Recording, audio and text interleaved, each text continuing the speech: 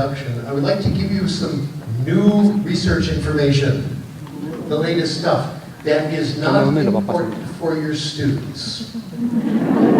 It's important for you, for some of you, for all of you in the next 30 or 40 years, for me right now.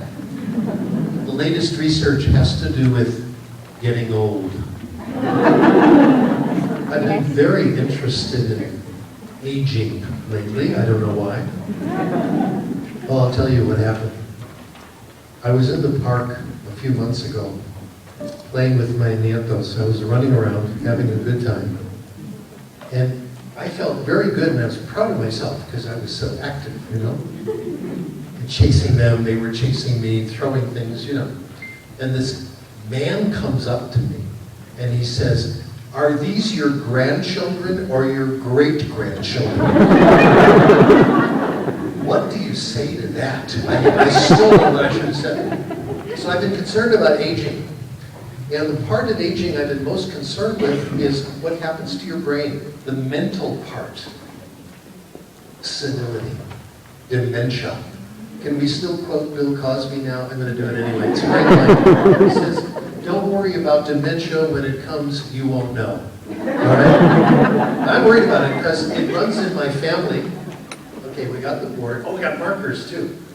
Oh, this is great. They asked me if I wanted to use the computer and use things like PowerPoint. I thought PowerPoint was a martial art until recently. I have a black belt in PowerPoint. When I use PowerPoint, I always think I'm doing a real estate advertisement, you know, or something like that, or selling new homes. I like this better. I like handouts and the board. The research supports it. Yeah. When you actually write something down, it's more salient, it's more dramatic, people remember it more. And if it's PowerPoint, you can't write it down. You've got the notes right there. You don't have to be a secretary, okay? Okay, thanks. Good. So I like this. Anyway, the research is relevant to me because it runs in my family, dementia. My father's side, the Krashen side, it hits at around age 75. It hit everybody in my father's generation. My dad, his brothers and sisters, all got it. And for me, 75 is around the corner. Okay, yeah, it's getting close. So my way of solving my problems is to read the research and write incomprehensible papers. And that's what I did with this. I wrote a paper, and it's on my website. Thank you, Jessica, for mentioning it. I not only want to save you from dementia, but I want to help you save money today. I have a website. It's on your sheet. sdkrashen.com. Article after article after article, and several books. Okay? I am no longer publishing in expensive journals that you have to pay money for. Please, may I have some applause? Come on.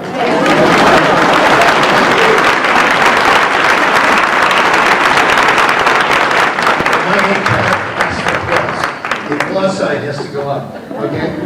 And my books are there too. My older books, 1981, 1982, whenever a book goes out of print, and I think my future books are going to be like this too, because nobody can buy them. Nobody has any money. Isn't that true?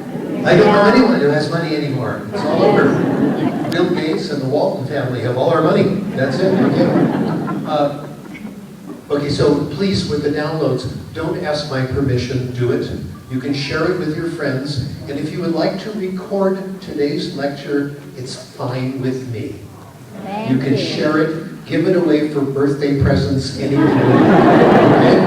And if you would like to be notified of the new research, there are two ways. Facebook.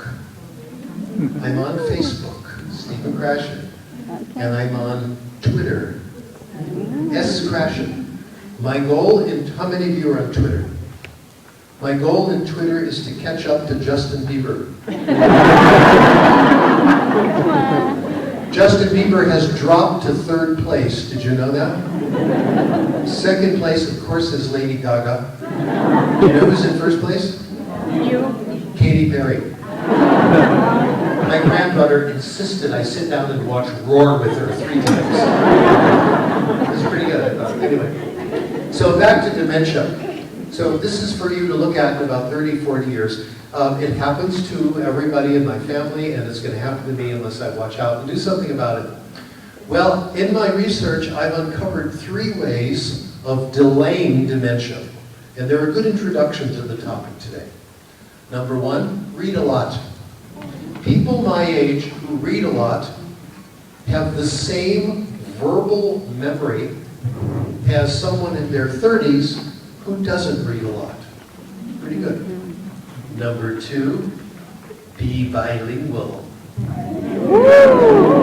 Yeah. Yes. I think trilingual is best. Yes. English, Spanish, and Yiddish. Not really. Okay. I want some credit for my family language. People who are bilingual, this is research from Ellen Bialystok from the University of Toronto. She's done really good research, and her work has been covered in the New York Times, and quite accurately, as a matter of fact. I was very pleased. They interviewed her a couple of years ago. She found that people who are bilingual or trilingual, who are used to switching languages, changing languages back and forth, have better what they call executive control. Executive control means not getting distracted and forgetting what you're talking about or doing. You know, you get up in the morning, which is already a problem for me. You go out to get some to the kitchen. On the way, you see, you know, a piece of clothing you didn't put away. You hang it up. You see newspaper that doesn't belong there. Then you forget where you're going. Or you get to the kitchen, you forgot why you're going. This happens to everybody. It's not just you. And it gets worse as you get older. What was I talking about? You know? But if you're bilingual, the decline is much slower. So this is good. The third factor, coffee. Coffee. Is that cool or what? This will be part of my new book, Rationalizations to Live By. Coffee. The research is quite clear on coffee. 3 cups a day of freshly brewed coffee will delay dementia about the same as the others. There's some research, and this is conjecture, extrapolating from studies on mice, that 5 cups a day might reverse Alzheimer's.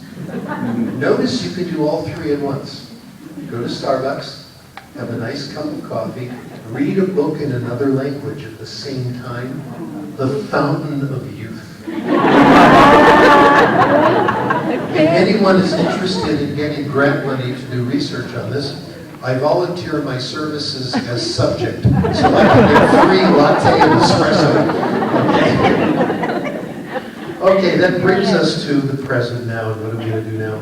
Oh, I got to tell you a few more things about coffee while I'm at it. It's even better. Coffee is now considered a health food. Did you know that?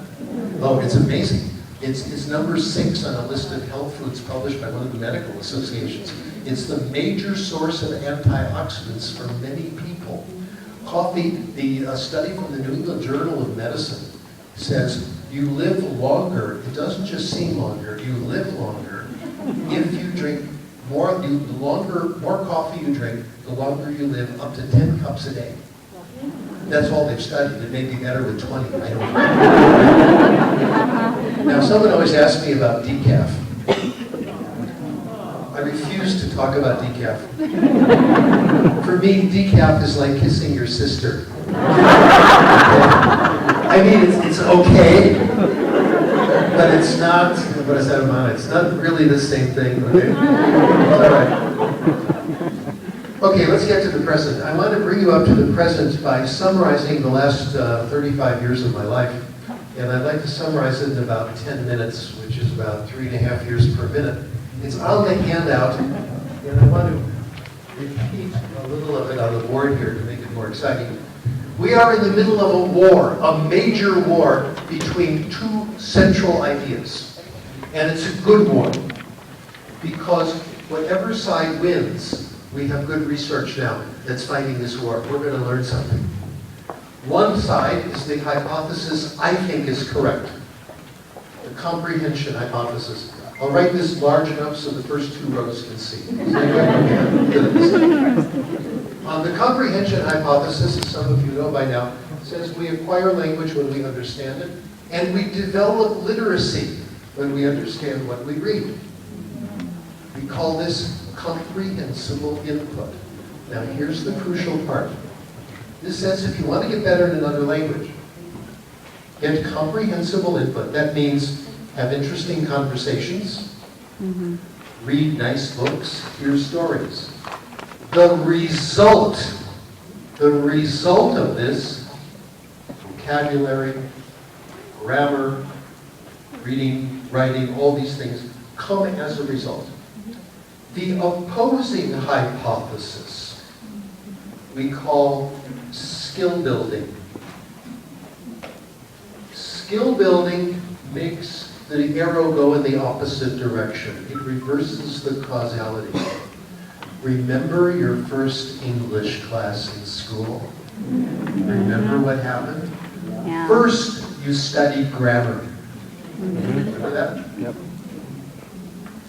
And you did output grammar exercises to practice the rules, and you got your errors corrected.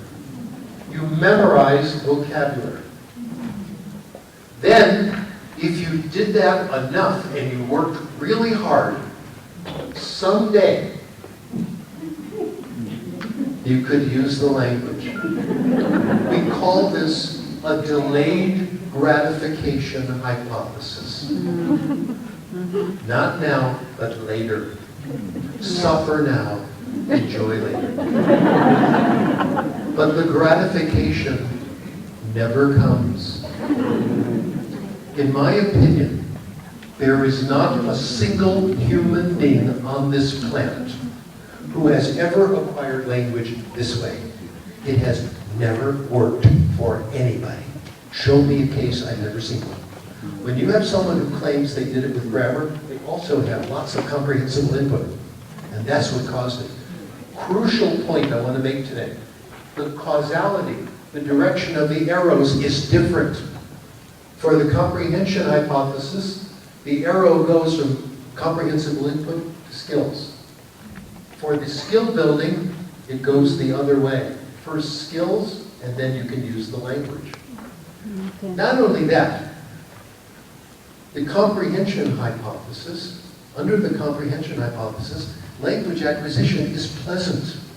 It has to be pleasant. The input has to be interesting, or we won't pay attention. Skill building is painful for 95% of people. About 5%, and I'm just making this up, about 5% I think really like it. They love grammar, and they become language teachers. You see the problem here, okay? So the comprehension hypothesis is win-win. It works. The research supports it very strongly. This is the last 35 years of my life in comparing methods. The comprehension hypothesis has never failed. Study after study, it always wins or ties. It never loses. Skill building always loses. Not only does it work, it's pleasant. The skill building hypothesis is lose, lose, it doesn't work, and it's painful. Here's the problem. For most people, nearly everybody, the skill building hypothesis is not a hypothesis. It's an axiom. Most people believe it is true.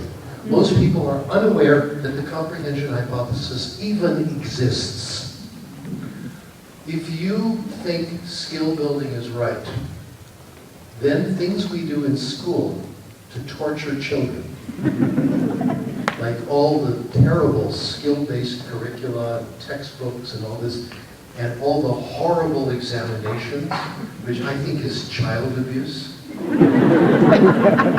All these things make sense if you believe in skill building. In the United States, we call this the Common Core, which I think is a tsunami, destroying education as we know it, and of course it is worldwide.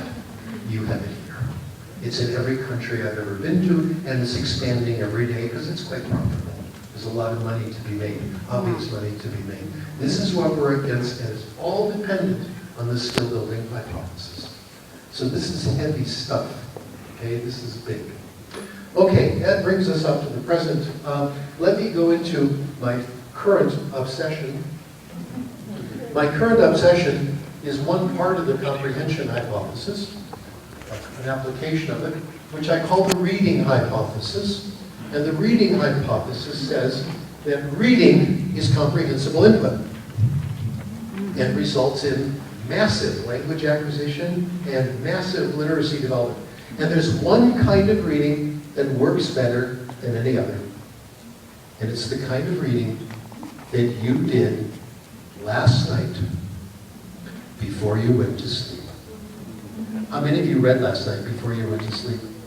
How many of you, like me, read last night even though it was too late? And you shouldn't have. This is positive addiction. The kind of reading that really counts is the kind of reading that you and I do obsessively all the time.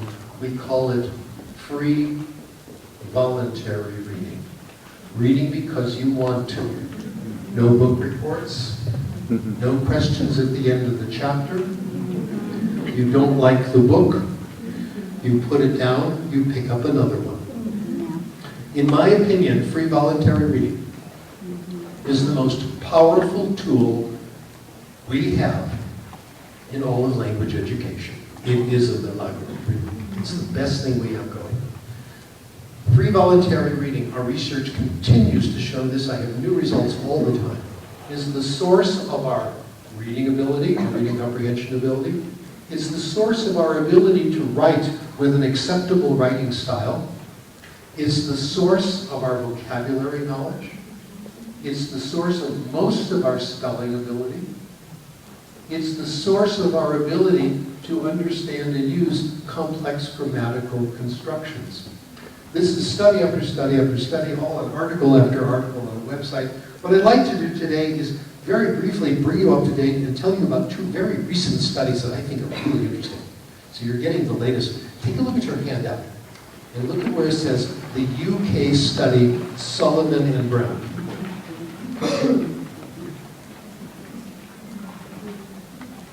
This is English as a first language. This research team from the University of London has been studying the same group of people since they were babies. In the most current study, the average age of the subjects is 42 years old. So this has been handed down from generation to generation of scholars. This is a wonderful project. I admire their work. In this recent report, they gave the people a vocabulary test, English, and then they gave them a questionnaire.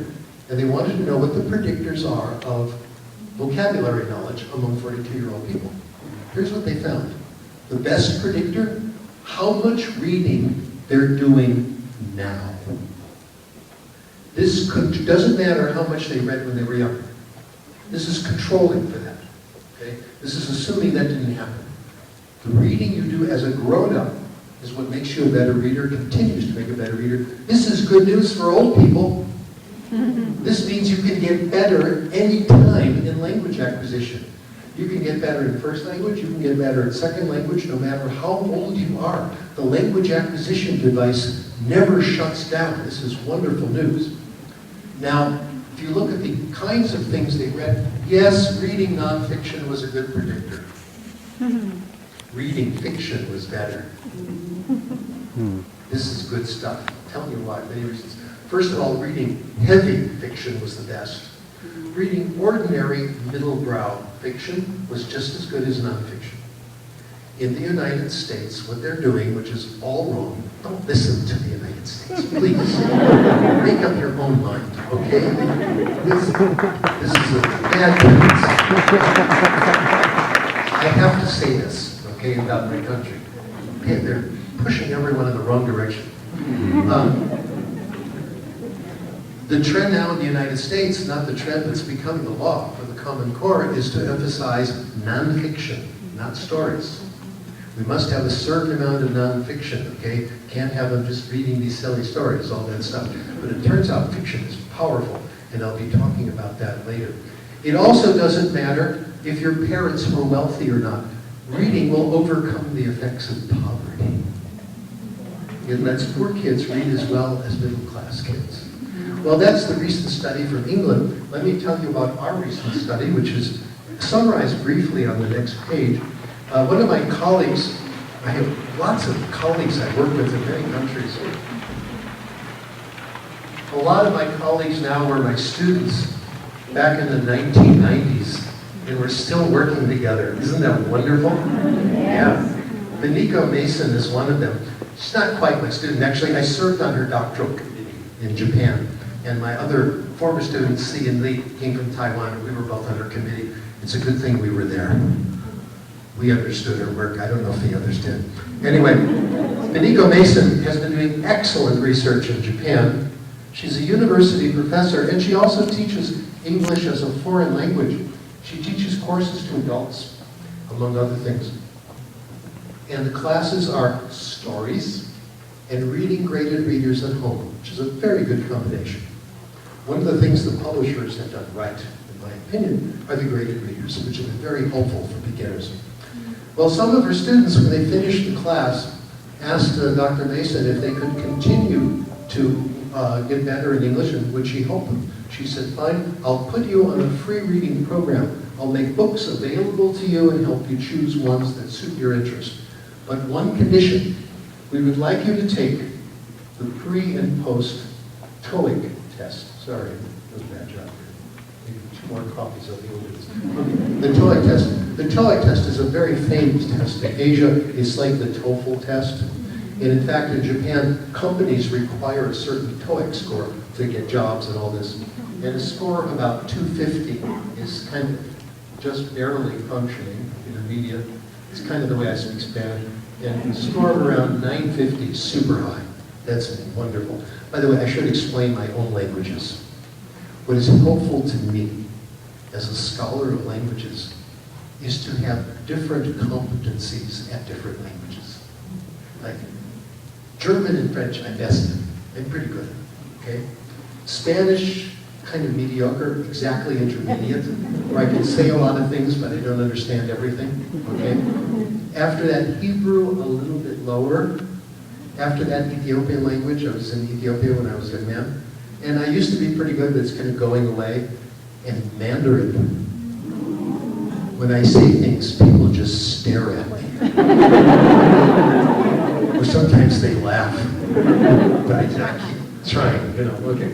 So that's my language story, in case you're interested. This is very helpful for the research. To have some you're good at, some you're struggling, so you can have the intermediate's mind, okay? What's happening to me in Mexico is hilarious. When I try to speak Spanish at stores, I can say nearly anything I want to, but I sound better than I really am. And then they answer really quickly. Okay, this will get you into trouble. Anyway, so the idea is we want students to get to these high levels. So here's what we found. We put together all of Beniko's cases, and I did a statistical analysis of them. We look at gains they made on the TOEIC scores and the number of hours that they read. We found that for each hour read, and this is a pretty stable result with all 7 of our subjects, you gain about a half of a point on the TOEIC. If you extrapolate from that, this means that in 3 years, reading 1 hour a day for pleasure, things you like, having fun, you can go all the way from here to there. That was our result. Sitting around, reading a book, enjoying yourself, living in your own country. Not going to Australia, the United States, or New Zealand, or all the things they think they have to do. So this is a stunning result. It replicated the same result a scholar named Paul Nation had from a very different way of doing research. This is gratifying. So what I've done up till now is I've told you about the 2 different views, and I've told you about the most important application, I think, which is reading. I want to now give you some brand new stuff. I want to go beyond the idea of comprehensible info. For what we need for language acquisition, is to have two conditions met. This is what I've said so far. You want input to be comprehensible and interesting. That's what we want. This is the challenge of language teaching. For beginners, how do you make things comprehensible and interesting? It's easy to give students input that is interesting but not comprehensible. That's the real world. It's also easy to give input that's comprehensible but not interesting. That's called school. And my colleagues at the university have spent years providing us with lots of input that is neither comprehensible nor interesting, in my opinion. But I think it has to be more than interesting. If we want it to really count, it's not enough. Not just interesting. We want input to be super interesting. We want it to be compelling. So interesting that it puts you in a state of flow, F-L-O-W, a term invented by a scholar named Chinsek Mahali, who has written beautiful books on flow. They are stunning. I highly recommend them. The man is a raving genius. Okay? Flow, that's all you need to know. Let me tell you how I discovered this and the revolution it has caused in my thinking all in the last few years. I have a former student named Christy Lau. Christy Lau, one of the things she does and does very well is she has a language center. This is in the San Francisco area, the Bay Area, and it's Mandarin enrichment. Children who come from Mandarin-speaking areas like most parts of China and also Taiwan, sometimes Singapore, when they come to the United States, they acquire English rapidly and they forget the first language. This is a common phenomenon. And this is to help them keep their Mandarin. I've gone to a program, it's really nice. A lot of stories, books, role play, all the things we all agree are good pedagogy. There was one little boy who would have nothing to do. You understand? We'll call him Jack. Jack, after a week in the class, wanted to quit. Okay, you want to quit? Fine. Christy said, good. Fine, Jack, nice to see you. But as you're leaving, I'd like to give you a present. She gave him a copy of a manga graphic novel book, The Tales of Afanti. The Tales of Afanti are very well known throughout the entire Chinese language world. They're wonderful, amusing stories. They're really good. He tried to read the book. He was kind of interested. And it was a little bit too hard for him, so he took it home and he asked his mom to read him the story in Mandarin. He loved it. He says, okay, Mom, how about another one? Great, another one. Pretty soon, Mom was reading 5 stories a day. So Mom and Jack made a deal. Mom would read the stories to Jack while Jack washed the dishes. As long as they had Afanti books, Jack's Mandarin started to improve. When they ran out of Afanti books, it went into decline. I'll give you another case and come to a glorious conclusion. The article we've written, Christy and I have co-authored these papers, the article we've written about this young man, we've called him Paul, and I'll tell you who he really is. He's Christy's son, and his name is Vincent. And I know Vincent, he's a really nice kid, he's a teenager. And Vincent grew up, of course, in Christy's home. Christy and her husband are native speakers of Cantonese, although Christy speaks perfect Mandarin, which is another story. And Christy's parents have lived with them, and they're Cantonese speakers. So Vincent grew up bilingual Cantonese English, and quite comfortable with both. When he was a little boy, his parents were working all the time. So they had to hire a babysitter, and they got a really good one. And she would come in and turn on the television to Mandarin cartoons. Now, Cantonese and Mandarin are not the same language. They are not dialects of the same language. Just like French and Spanish are not dialects of Latin, okay? They're different languages. And if you know Cantonese, there are some loan words, and it does give you kind of a head start. The same as if you speak Spanish and you study French. It is a help, no question, but it doesn't make you proficient right away. If you only speak Spanish and you hear French, you will understand very little, obviously. But it does help, same thing. With his Cantonese knowledge or vocabulary, With the visuals and a helpful caretaker, he started to understand the cartoons. And I gotta tell you, I love children's cartoons. I think they've never been better. I admire SpongeBob. Patrick Star, what a friend. And, oh God, it's a great show. I just love it. My favorite now is one called Regular Show. After that, Gumball, of course. You ever see Gumball? My favorite character is the father, Richard. He's a complete lame. It's amazing. Anyway, so the kids' TV has always been good. And he started watching this. Eventually, he moved on as he got older to children's shows in Mandarin. And then as he became a teenager, more interesting shows. And when he was a teenager, Dad would start to bring home movies in Mandarin. And Dad and his two sons, Vincent and his brother, would watch movies in Mandarin all the time. In the evening, Vincent and his brother and their grandparents would watch the news on TV in Mandarin. Today, Vincent speaks Mandarin. His Mandarin is perfectly respectable. Guests come over who are Mandarin speakers, no problem. They've gone to Taiwan, they've gone to China, no problem. Here's the main point. Jack and Vincent do not care about Mandarin. They are not motivated to improve in Mandarin. They don't care. They're not for it, they're not against it. In Jack's cases, he wanted to hear the Afanti stories. In Vincent's cases, it was the cartoons, the TV shows, and the movies. Acquiring Mandarin was an accidental byproduct. It was never their goal. In fact, you know, the pressure on Chinese people from all over the world now, thanks to the Chinese government, is everybody should be speaking Mandarin, because that's our big language now. Okay, they don't care, one way or the other. They have no great spirit of being at one with the central Chinese government, okay? From them, I've learned something important that I didn't realize. Most people don't care about languages. Only crazy people like us. You tell your students, you should get better in English. It's going to help you. You'll get a better job.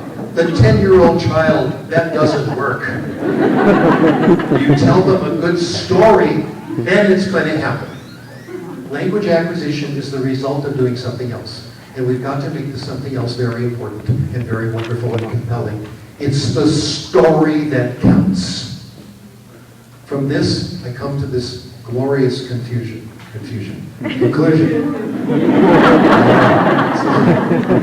meant confusion. This is the end of the concept of motivation to learn a language. It doesn't count. It doesn't matter. The only people who care about it are crazy people like us. Our students don't. We are members of a lunatic fringe. Acquiring languages is fun. Most people don't care. Most people have real lives. Okay? You want language acquisition to work in your classes? Make it compelling. Make it exciting. I want to extend this to literacy. I want to give you a case of first language literacy, which is also spectacular. A woman named Rosalie Fink published a paper in the middle 90s in a journal called the Journal of Adolescent and Adult Literacy. What a title. They used to call it the Journal of Reading, okay? Isn't that easier? Anyway, here's what she found. She looked at 12 people, adults, who were highly successful and highly literate. 10 of the 12 had published papers or fiction or creative works. One of them had won a Nobel Prize. All had been diagnosed as dyslexic when they were young. Here's the facts. 11 out of the 12 learned to read between ages 10 and 12. One of them didn't learn to read until grade 12. They had one thing in common, and the quote is so spectacular, I've put it on your sheet here. As children, each had a passionate personal interest, a burning desire to know more about a discipline that required reading. All read voraciously, seeking and reading everything they could get their hands on about a single intriguing topic. They didn't think about learning to read. Their goal was never learning to read. Their goal was to get information that was compelling to them. Conjecture, compelling, comprehensible input is what we're looking for. This is the magic that we've been searching for all these years. Well, this isn't enough new information and spectacular stuff in one lecture. I want to give you more. I also want to tell you the secret to a successful career. People have said, you know, Dr. Krashen, I want to be like you. I want people to say I'm a rock star. I want to be invited to Mexico. Give speeches. Well, I'll tell you the secret. The secret is invent new terminology.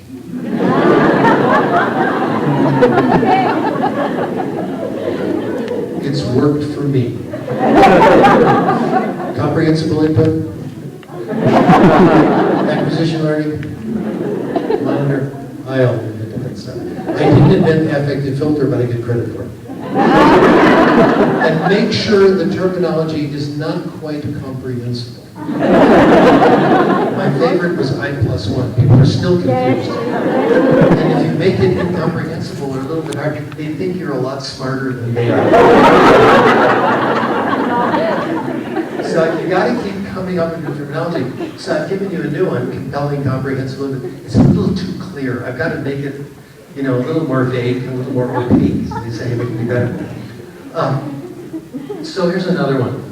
I have a new hypothesis for you, the stage hypothesis. I'm going to make the claim that if we want people to go all the way through, to go all the way from conversational language to the top, what we call academic language, it goes through 3 universal stages, and each stage serves as a conduit to the next. I think I'm going to call this the conduit hypothesis. No one will have any idea what I'm talking about. It's going to be great. Anyway, let me tell you what the stages are, why I think this is true, and why we need this concept of compelling, comprehensible input. I'm going to claim this is universal. It's true of everyone. First language and second language. The first stage, universal, of course, stories. The best second language methods are based on stories. The best one going around now, TPRS. Okay? Teaching proficiency through reading and storytelling, where the teacher creates stories, the students co-create the stories. Okay? Very effective. For children, when you read aloud to kids, kids are read to, kids who hear stories, whether it's at school or at home, always do better in everything, but children who are not read to. Stories are universal. Our entire life is one big narrative that we are the star of. We are the protagonist in our own life story. Everybody likes stories. I do better in these talks when I tell more stories, of course. You, let's say you're invited to a party and you don't know anybody. You know how to prepare. Go see the latest 3 movies. And you can always start a conversation. Did you see the new Terminator movie? You know, okay, whatever. Iron Man 2, you know, whatever. Then you can always have a conversation. Everyone's interested in stories. So that's the first stage.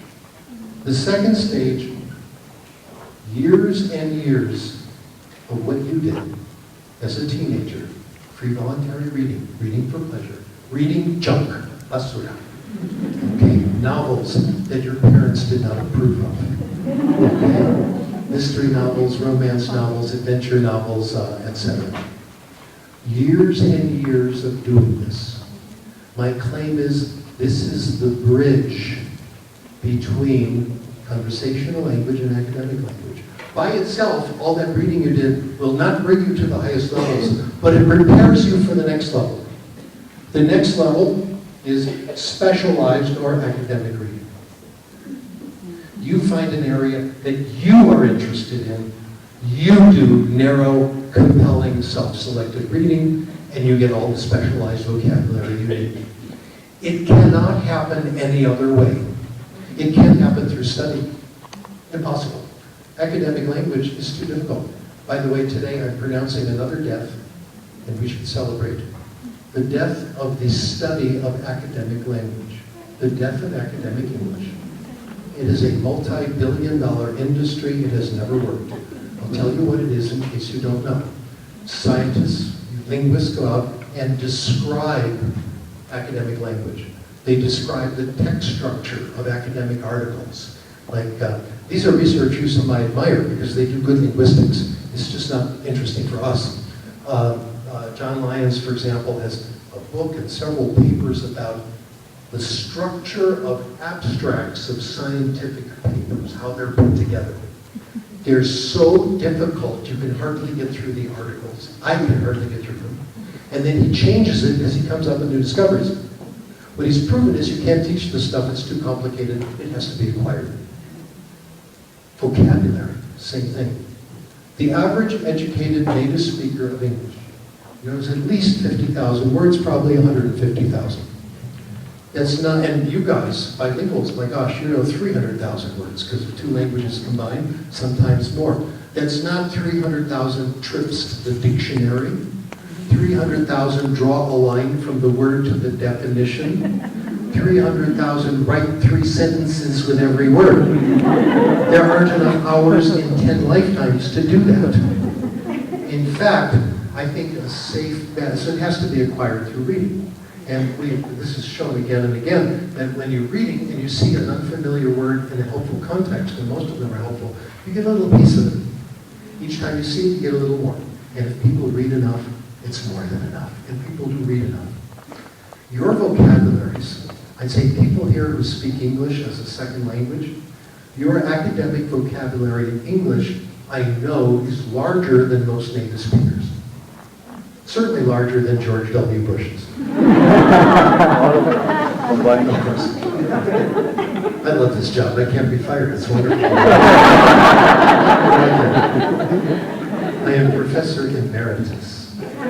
That means not having to say you're sorry. It's great.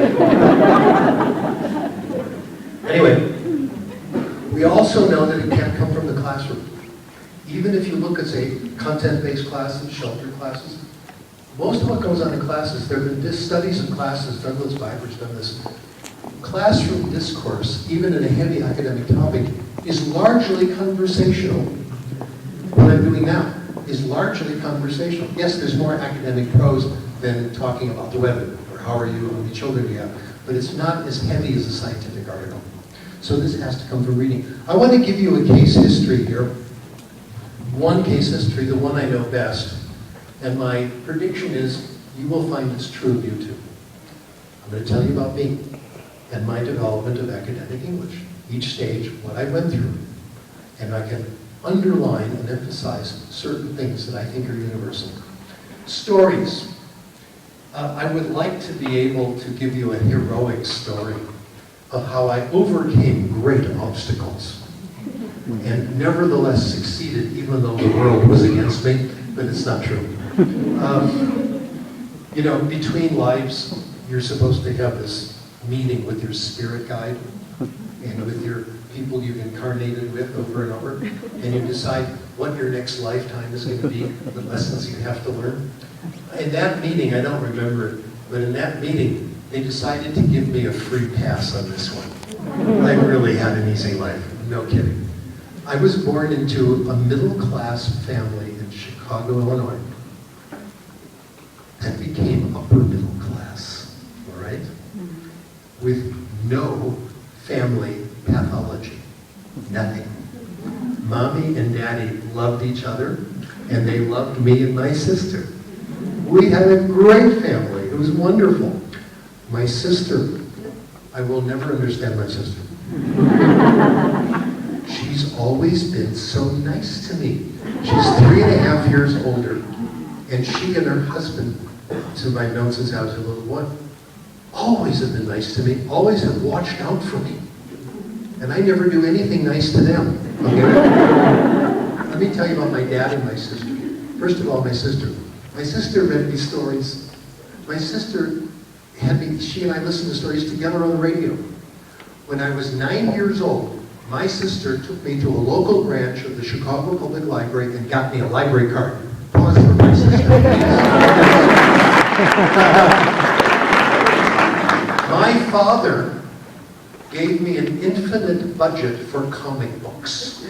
Lots for my buy all you want. They're good for you. So, of course, I had an easy time.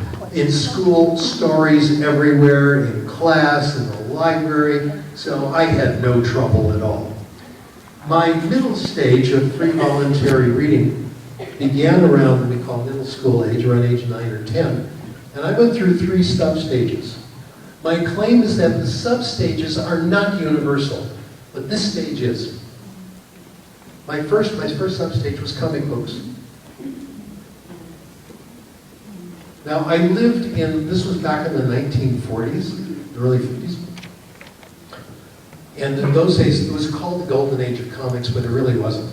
Comics didn't really get good until 1961. That was the beginning of truly the golden age. They call it the silver age. And this was, of course, because of one person, his name, Stan Lee, who was in all the movies. He has a cameo, okay? It's cool. Well, like he's the butler and the mailman, it's so cool. Stan Lee invented the most important character in all of English language fiction, Spider-Man. A superhero with problems, lots of problems, personal problems, money problems, a huge change. The Marvel influence, so we had Batman and Superman, which are kind of okay, but not nearly as good as they are now. The Marvel influence has spread out over to the Batman, Superman world of DC Comics. So to be fair to both, you know, I'm a big fan of Marvel, I see all the movies and everything. To be fair to DC, let me mention 2 examples, which I think are a pretty good introduction to comics. If you're going to look at these things, I would look at graphic novels. And I would start with Batman Returns. Batman Returns, written by Frank Miller 20 years ago. Batman is now 56 years old. He still goes out and fights crime, but he comes back at home and he's tired. He has to take a warm bath and take aspirin. Okay? Robin has gone off to college, and Batman no longer looks for the bat signal. He no longer takes orders from Commissioner Gordon. Okay? He's become Dirty Harry. He has his own set of ethics, which are not exactly the same as the ethics of the police department and society. This is the amazing conflict everybody has. Your personal code and society's demands, expectations, and rules. Superman has a cameo in this comic, which is very well done. They're still friends, but they have very different philosophies. They have these nice conversations. Superman is conservative. He's on the right.